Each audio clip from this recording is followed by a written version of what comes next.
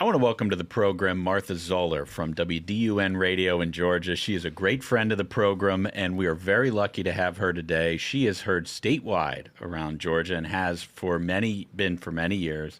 Martha, thanks for coming in. It's great to be here. Now, I got to ask you one question before we start. Oh, boy. What is the program? Where did that come from? Everybody says that. We like to make fun of affectation. Yeah. And we also say Tuesday. We say Tuesday, Monday, Tuesday and Thursday. But affectation has always been something we've been interested in. Okay, good. Right? And so program, I don't know, it's a little sophistication. Yeah. Feels like my house growing up. I have 3 sons and a daughter. So she was the first girl in 97 years. So she's very spoiled. Yeah, we're used to having a lot of inside jokes, and we're not used to having to explain them. You know, it's just like that's the way guys are, right? Like when you have friends, you do weird things sometimes, and it just becomes the way you do things because it's funny, and it's only funny to you, and yeah. But that is that is it. Yeah, right. And I feel like every friend group, especially guys, have stuff like that. You know? Oh, absolutely. Yeah, absolutely. Girls are not that way, but boys are. Yeah. I think we are. Get 3 boys together, doesn't matter what age they are, trouble is going to happen. Well, they could be 3, 40, or 60. Trouble's going to happen. Yeah, so hosting a podcast. Amanda in our office makes this point all the time, and that is like, it's just like when there's only guys around with each other, they have a tendency to like self-radicalize and get weirder and crazier. And so she keeps us level-headed in the office, which I think is, an important thing. Everyone needs that. Yeah. We do. But you come up to Washington, D.C. all the way from Georgia, and there is a lot going on in Georgia this year. Everybody's hoping that we can turn that state around and bring it back to the Republican side in the presidential election. I'm wondering if you think that's possible. Oh, it's definitely possible. I think what's interesting is we're getting just the whole world's looking at us. Mm-hmm. The BBC's doing a documentary on Georgia and what's going on in Georgia. And I think it's so interesting because we shouldn't be where we are right now. If you got to go all the way back to that runoff in 21, when 400 and some thousand Republicans thought they were going to teach everybody a lesson by staying at home and not voting. Well, the lesson we got taught is we lost the Senate and we got into a mess. Do you think that don't vote because it won't count anyway was a great closing message in that particular campaign? No. And look, if you look at the details, the former president went to Dalton and Valdosta. And that's where the vote was the most suppressed. Interesting. Mm-hmm. Yeah, I mean, look, it was a real problem. Mm-hmm. But you're an expert on this. And obviously, our contention here on the Variety program is that there's no way to win a national election as a Republican without the state of Georgia. Period. End of story. It doesn't matter what other combination you have. Everything is in the 20% or less without the state of Georgia. Absolutely. And then we went on to 22, where Governor Kemp, who I worked for a period of time, as well as he's been on the program a lot, and I've known him for 25 years, is that he found that way, even better than Glenn Youngkin did it, to kind of thread that needle, because he was being attacked by President Trump. He never responded. And now they've kind of reached this detente where they're not really talking about each other. The governor said he's going to vote for him. Mm-hmm. And he didn't, but you don't see him at the Trump events or any of that. And he had a big election. This is hard to say because I know there's a lot of people who support Trump, and I'm eventually going to, and we're going to talk about that, I'm sure.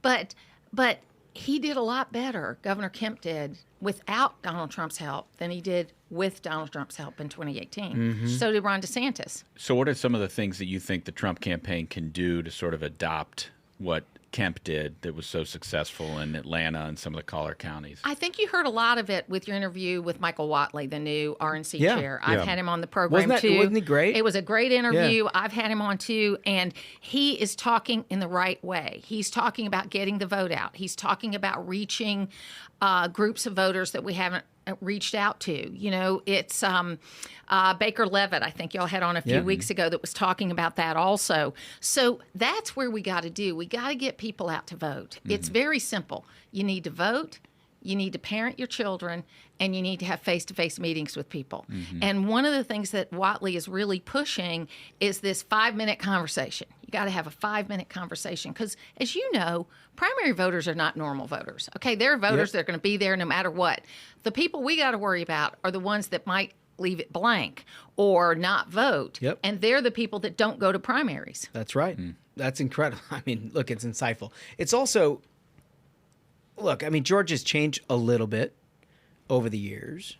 Populations, demographics, all kinds of different things. But the basis of what is going on in Georgia is happening throughout this country in that you've got a suburban population, collar counties around Atlanta, that are conservative, definitely economically conservative, but conservative overall, center-right voters that were with Republicans for the better part of the 10, 15 years has sort of pulled back on an awful lot of that.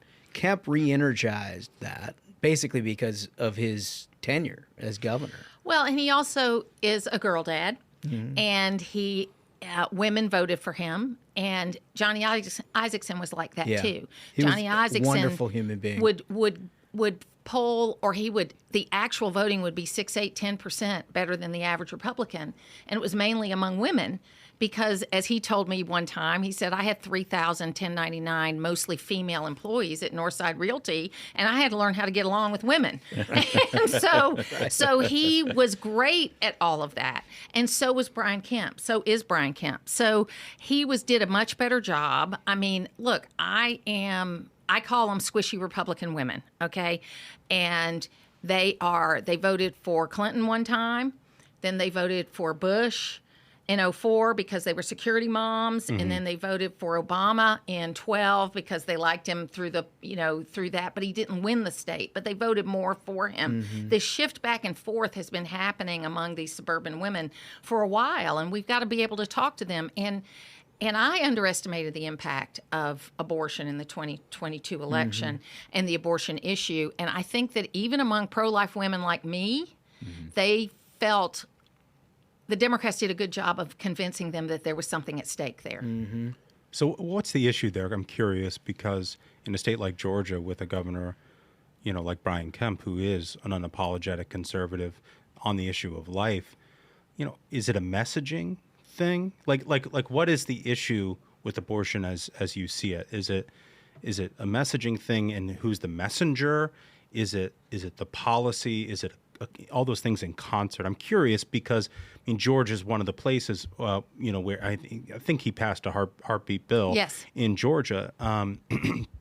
Still had phenomenal success, which is it was sort the of only place that was sort of immune to the legislative inaction post Dobbs. Yeah, you've seen these other like ballot issues in places like I think Kansas or like the state Supreme Court race up in Wisconsin where it looked like there's blowback to the pro-life argument. I'm curious, like, what is it that you see in Georgia as it relates to that?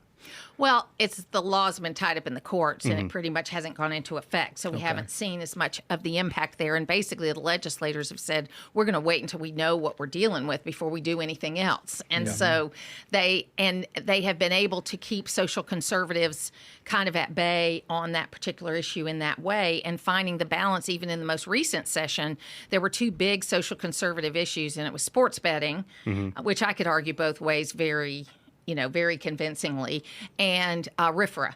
And we voted sports betting down, but we also voted RFRA down. So they gave social conservatives what they wanted on sports betting, and also didn't get what they wanted on RFRA. So it's that balance. RFRA is Religious Freedom. Yeah. Okay. Yeah. Got you. Act.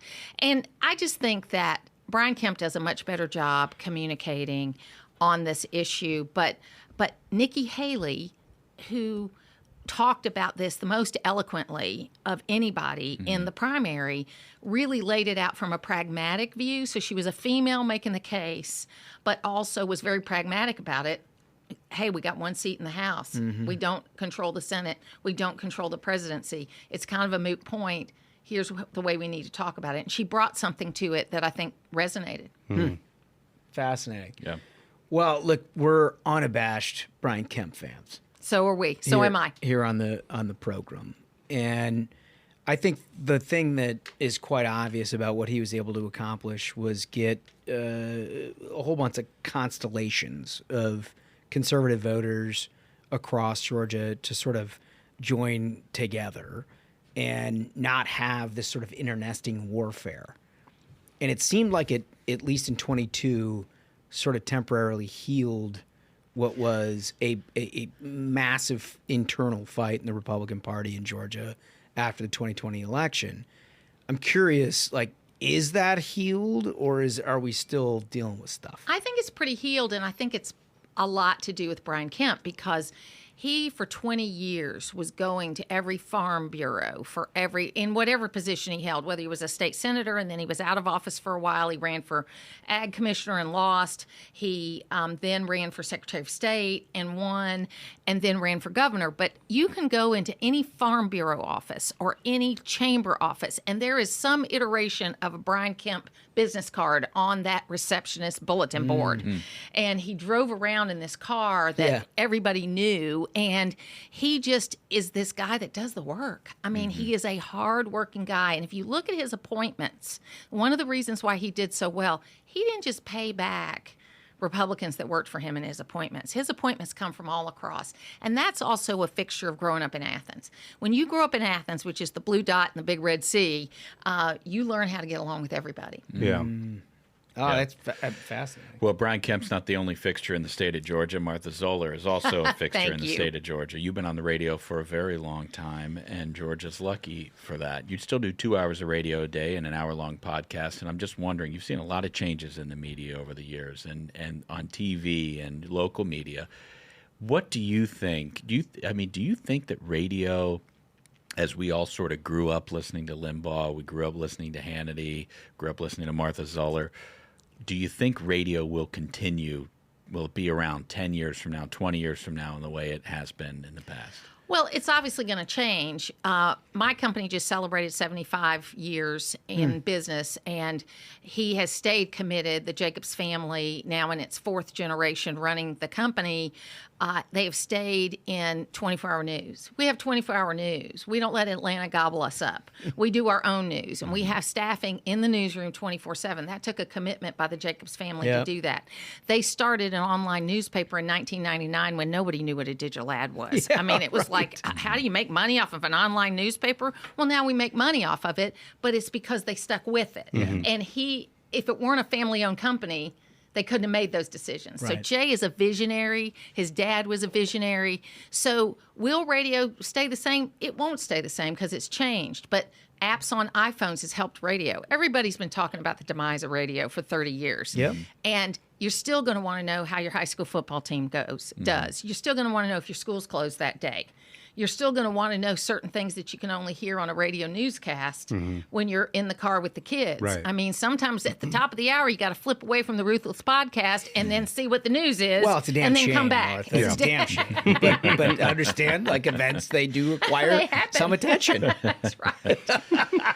Well, John always knows when I'm listening to the Ruthless podcast because I'm texting him while I'm listening. literally sitting there, and he's sorry. He's sorry. He's given me his number, but that's all right. Not sorry Oh, at and all. the other thing about Brian Kemp, he's got the same cell phone number he's had since the beginning, and he answers those text messages. I feel like you're breaking some news on Yeah, that. he's great. Yeah, no, I won't mean, give out the number though. No, please don't. You'll have to find it yourself. Martha, we have 3 questions we ask every single guest, and we'd like to ask you those same 3 questions. And for that, I'm going to turn it over to my pal Josh Holmes, who's very good at asking. Well, I mean, for the first one, you're a Georgia gal, obviously. And our question is, if you could plan your last meal on Earth, what would it be? So my husband and I go to what we like to call old people date night every Friday night. Yeah? Nice. It's more like afternoon. It's like 4:30 to like 7. And Early bird specials? Early bird specials, let me tell you. So the cheeseburger and steak fries from Poor Richard's in Gainesville would be my last meal. I like specificity with that. Yeah, I do too. It's not only the meal, it's where. It's you where, get it. that's right. Okay, that's great. So, listen, you've spent your entire career. I mean, you've done a bunch of things in politics. You spent an inordinate amount of time on radio, informing the public personality. If you were to erase all of that and just look back on your career with total blue sky, you could fill it with anything you want. With the benefit of the knowledge that you have now, what would you do? So in 2017, I went back to school and studied American politics and did women's electoral success in the Republican Party. That's what my thesis was on. And I took American presidents in January of 2017. Hillary had just lost, and I worked for David Perdue, so they all hated me in that class. And so I said to them, I'm Martha Zoller. I work for David Perdue. And I'm happy Hillary Clinton lost because my dad told me I was going to be the first woman president, and there is still hope. And they laughed. And by the end of the semester, they looked at me as someone who was going to help them get a job. And so I'd like to be president of the United States. If I could do anything. There you go. I would want to be president of the United States. My dad's been telling me since I was this high, you're going to be the first woman president. It's funny, though, because my oldest sister was a really good swimmer. My brother was a pitcher. My youngest sister was a runner. I couldn't do anything, so I was going to be president of the United States. Yep, by necessity at some level. Now, listen, if you can imagine it, you can do it. That's right. That's what we tell our kids anyway. All right, so the third question, you know these well. Thrill of victory, agony of defeat. I don't even need to explain it to you because you know exactly what it is that this means. Agony of defeat. Yeah. Yeah. I never think I'm good enough. I never think I've done enough. I never think, that's what drives me. That's what wakes me up at 3 a.m, getting ready for stuff. So it's a fun question though, right? Yeah. And you actually learn a lot about people from it. I mean, you also learn when people don't answer the question. When people are like, well, I'm a thrill of victory, quite obviously, because I'm always thinking about the optimistic side of things. Then you look at them and you're like, I don't buy it. It drives you. You got to have something that drives you, that wants you to get up every morning. Yeah. And I love what I do, but I also have a great husband who is not intimidated by me and has always, because I'm not easy. And he's always, whatever I want to do is great with him, and so we just always had a deal that he made the living and I made the living easy. And so, and then my sons have told him that no one's ever going to get that deal again. But true. I think we can all attest. That's right. But when I went back to work, I got to build this career all after I raised my family. I mean, I did it before I had kids, but then I took like 10 years off, and then I came back again. Was it hard getting back into it? Yeah, it was hard. I made $25 a show when I first went back into Is that radio. Right? Per show? $25 a show. Really? Yeah. I mean, that is a tough way to make it. So, but I'm curious, before we let you go, I mean, you get back, it's a leap of faith at some level.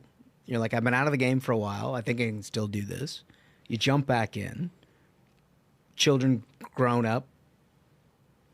It's got to be a real nerve-wracking experience. Yeah, and they're all grown and gone, and everybody's good. They don't understand why I still have to go to work. It's like, we got grandkids now. Can't you just drop everything and be there? But I do that, too. I try to get all that stuff in, too. I've got 6 grandchildren, and they're wonderful, and we had them all at the house this past weekend, and it was great. Yeah. Yeah.